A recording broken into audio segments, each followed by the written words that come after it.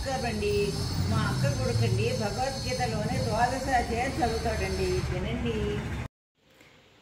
జై శ్రీకృష్ణ.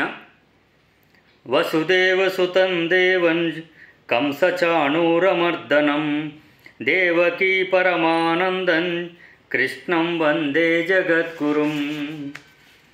ఓం శ్రీ పరమాత్మనే నమః. శ్రీమద్భగవద్గీత అథ ద్వాదశోऽధ్యాయः. అర్జున ఉవాచ ఏవం సతతయుక్తాయే భక్తా స్వాం పర్యుపాసతే ఏ చాప్యక్షరమవ్యక్తం తేషాం కే యోగవిత్తమా. శ్రీభగవానువాచ మయ్యావేశ్య మనో యే మాం నిత్యయుక్తా ఉపాసతే శ్రద్ధయా పరయోపేతాస్ తే మే యుక్తతమా మతః.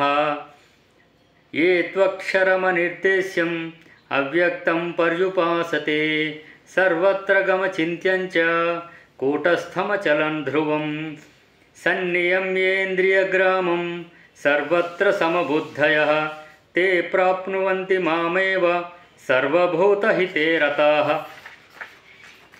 క్లేశోధికతరస్తేషాం అవ్యక్తాసక్తచేతసాం అవ్యక్తా హి గతిర్దుఃఖం దేహవద్భిరవాప్యతే. ఏ తు సర్వాణి కర్మాణి మయి సన్యస్య మత్పరాః అనన్యేనైవ యోగేన మాం ధ్యాయంత ఉపాసతే తేషామహం సముద్ధర్త మృత్యు సంసారసాగరాత్ భవామి నచిరాత్ పార్థ మయ్యావేశితచేతసాం. మయ్యేవ మన అధత్స్వ మయి బుద్ధిన్నివేశయ నివసిష్యసి మయ్యేవ అత ఊర్ధ్వన్న సంశయః. అధచిత్తం సమాధాతుం న శక్నోషి మయి స్థిరం అభ్యాసయోగేన తతో మామిచ్ఛాప్తుం ధనంజయ.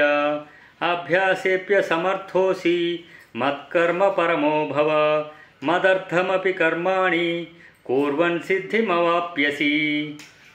అధైతదప్యశక్తోసి కర్తుం మజ్జోగమాశ్రితః సర్వకర్మఫలత్యాగం తతః కురు యతాత్మవాన్.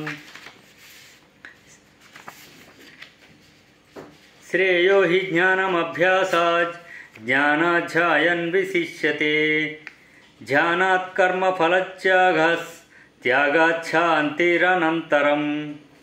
అద్వేష్టా సర్వభూతానాం మైత్రః కరుణ ఏవ చ నిర్మమో నిరహంకారస్ సమదుఃఖసుఖక్షమీ సంతుష్టః సతతం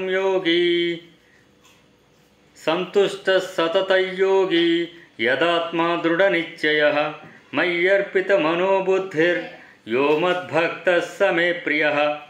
యస్మాన్నో ద్విజతే లోకో లోకాన్నో ద్విజతే చ యః హర్షామర్షభయోద్వేగై ముక్తో యః స చ మే ప్రియః. అనపేక్ష శుచిర్దక్ష ఉదాసీనో గతవ్యదః సర్వారంభ పరిత్యాగీ యో మద్భక్తః స మే ప్రియః. యో న హృష్యతి న ద్వేష్టి న శోచతి న కాంక్షతి శుభాశుభ పరిత్యాగీ భక్తిమాన్యః స మే ప్రియః. సమశత్రౌ చ మిత్రే చ తథా మానాపమానయోః శీతోష్ణసుఖదుఃఖేషు సమస్సంగ వివర్జితః. తుల్యనిందాస్తు తిర్మౌని సంతుష్టో యాన కేనచిత్ అనికేతః స్థిరమతిర్భక్తిమాన్ మే ప్రియో నరః. ఏ తు ధర్మామృతమిదం యథోక్తం పర్యుపాసతే శ్రద్ధధానా మత్పరమా భక్తాస్తేతీవ మే ప్రియాః. ఓం తత్సదితి శ్రీమద్భగవద్గీతాసు ఉపనిషత్సు బ్రహ్మ విద్యాయాం యోగశాస్త్రే శ్రీకృష్ణార్జున సంవాదే భక్తియోగో నామ